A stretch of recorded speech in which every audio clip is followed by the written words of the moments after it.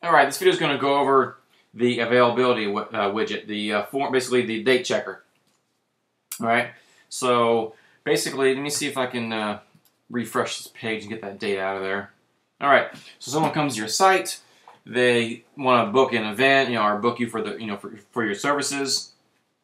The first thing they need to do is check the date, right? So they click the box, and then they find some dates. So what we're going to see is these boxes, or these dates, I should say, are the ones that are available. Now, these other areas are grayed out because that's a setting in the back end that's been set up to where it's only for the weekend. And I'm going to cover that in a minute, so don't worry about that right now. So they come in here, they select the date they want. Let's see, how about the 24th? And then I book it, and I fill out my information. Now, keep in mind, try to remember form. This form I'm showing you is very important because I'm going to show you how to set up this form. So let's remember that. So give it a name, Joey Schmoey. All right, get your email address. Let's see. All right, okay, type of event, where it's at, here, whatever. Testing this out. They can check if they want to receive a copy of this actual request to their email address. Okay, let's go ahead and we'll shoot off the request. So there it is. There's a confirmation that's been sent out. Now what's going to happen is the admin of the site is going to receive that this information that this form has been filled out. So the owner of the site, the DJ or DJs, depending on on what's going on. Now, if you come to the admin section, near the bottom we have booking. We have forms. These are the two that are working together to set this up. All right, so first thing is if I come to booking, I can see how my calendar is set up. Now these green areas let me know that these are dates that are available to be booked. So if you remember when we first started looking at this, when I clicked this thing, I couldn't do weekdays because I set it up excuse me, to only do weekends, right? So if you're in the admin section, we can set that up by hitting this drop down. We can do no dates, all dates, but no weekends, just weekends. So for instance, if I do all dates, I'll see everything set and I can save it. Now this all can be booked. And if I come back and I check again, now I can see I can book an actual, a weekday, right? Now, the next part is the forms, and now there's a couple things here. Is one, we're going to have autoresponder emails, we're going to have 2 forms, and 3, we're going to have saved info.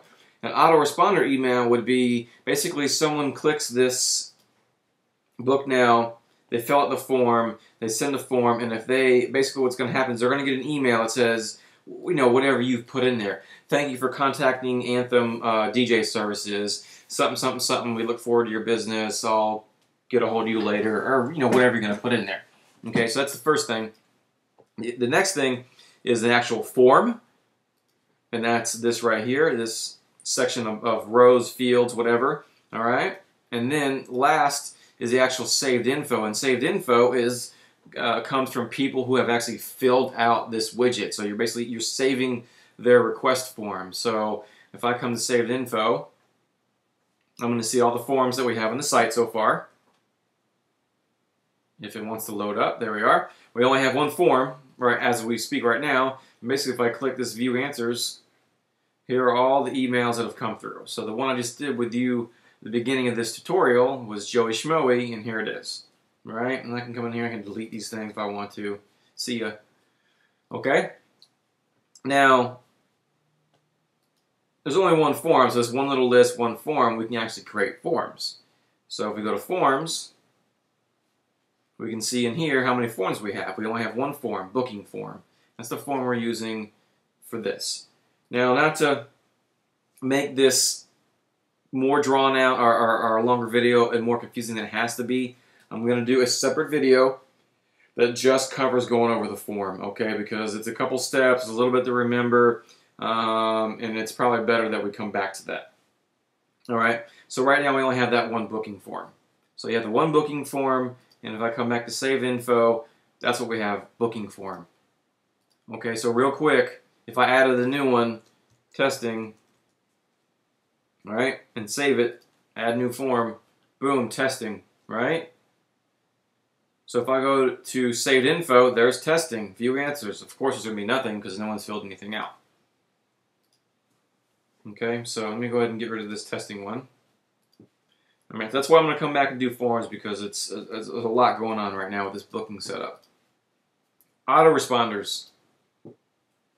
We only have one right now, so this is your booking autoresponder. Someone fills out the front page, they fill this out, they get an email from you. Thank you for contacting, whatever the case may be.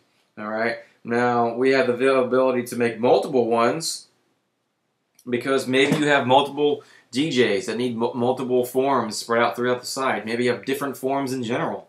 That's why this is set up like it is. So autoresponder, we only have the one, but to make one, you just add new, test auto. I don't even know if there's a hyphen in there or not, but whatever, I'll put it. And then your stuff. And then if I publish this, I will now have 2 autoresponders. There we are. Okay? This is all going to tie in. So right now it's a little tough.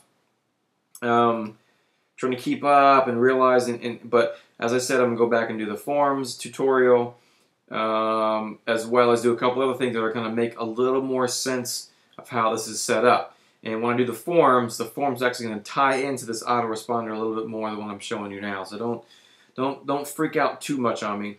And again, just to go back and talk about this portion. Here are the dates that we basically make sure that are available. That's up to you. All dates, weekdays, whatever, not weekends, and then you can set that up.